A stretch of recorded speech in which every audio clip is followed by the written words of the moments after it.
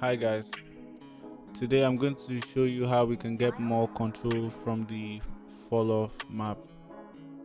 I'm going to be using the Toon directional light, and then I'm going to show you how you can get more control.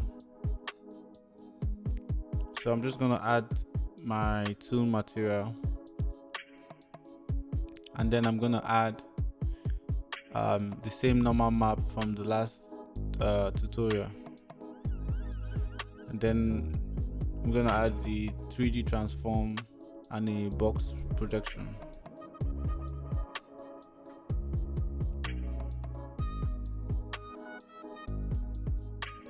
I'm going to adjust the scale to get this hatch effect like we did in the previous videos. The box projection is to make sure that the lines are even and the texture is spread across uniformly. We don't really need the z-axis, just the x and y tweaking. But I'm going to rotate it on the z-axis though by 45 degrees to get that nice alternating effect. Depending on the position of the UV map, the degrees are going to differ. Some are going to look minus 45, some are going to look 45, which is cool. This mode that I got from Sketchfab is already UV unwrapped, so we don't need the outline thickness. I'm just adding this diffuse ramp to get that nice clean diffuse, and I reduced the Toon ambient shadow from my render settings to white, just so that we get that clean look. The highlights you see there from the roughness, we don't need the roughness now as well. And I'm gonna change this color to 100% white, so that's looking really good, the way we want it. So now we can start with the Falloff node. So I'm going to set this to 1 so that it matches the outline thickness and the roughness in terms of values. And I'm going to add a gradient map, set it to constant, and then I'm going to divide this into 3. So if I plug this into the diffuse, you see we have the same effect we were having from the outline thickness and roughness, only in this case the roughness is black. So the first one represents the roughness and the second one represents the outline thickness.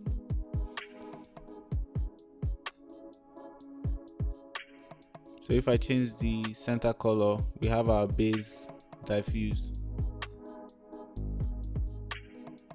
which is really good. So I can change this to white, and you can see that we have our shadows and highlights and our base color, which is what we want. So I'm just going to change this to red for more visibility.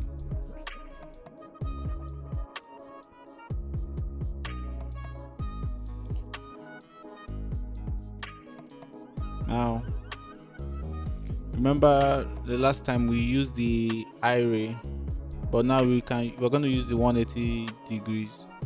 Now the 180 degrees we can control from the Falloff direction. As you can see, as I'm playing with this, we get this nice 180 degree turn with the Falloff map, which is cool.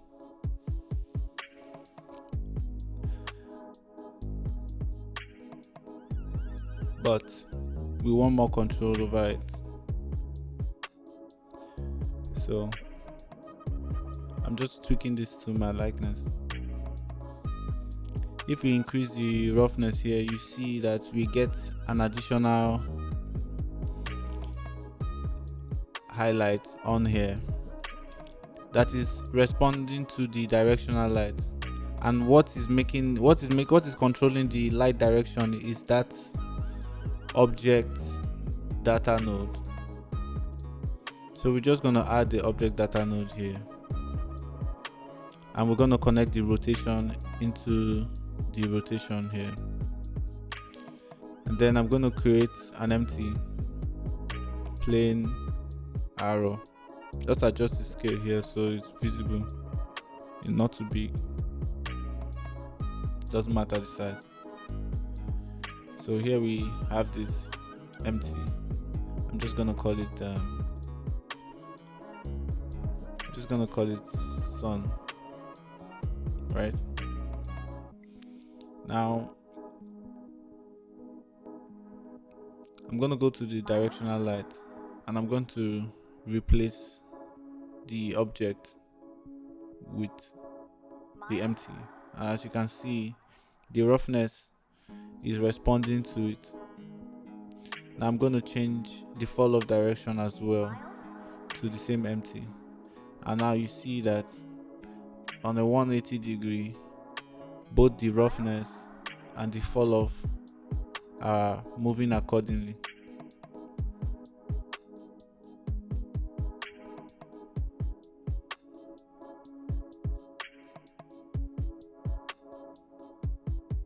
And we can control everything we need from this collapsed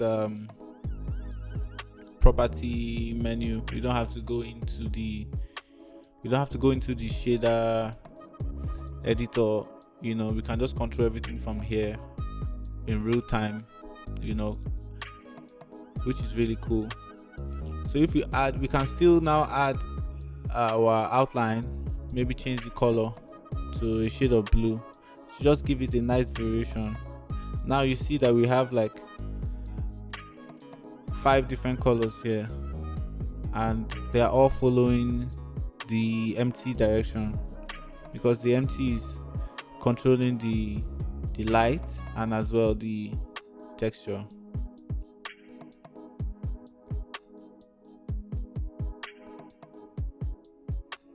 So I'm just going to keep things organized. I'm also going to give the ground plane the same texture, so it has a uniform response. So as you can see, this is really looking good. You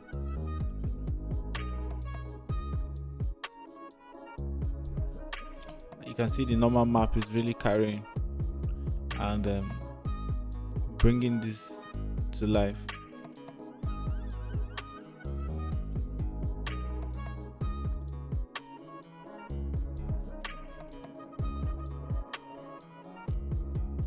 If we tweak the colors here, you see we can get nice variations, and we still have our shade, just offering us more control. Now each of these colors can be replaced with textures. It can be replaced with whatever. Now I'm just gonna add a basic inverted hull outline just to complete the look, creating this outline material, make it black, add a polygon side, put that in the opacity, then I add a solidify modifier,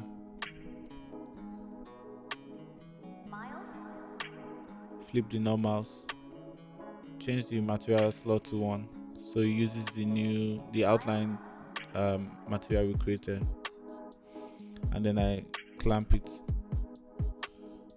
so I can get a nice variation in thickness. And here we go. There's a lot you can do with this.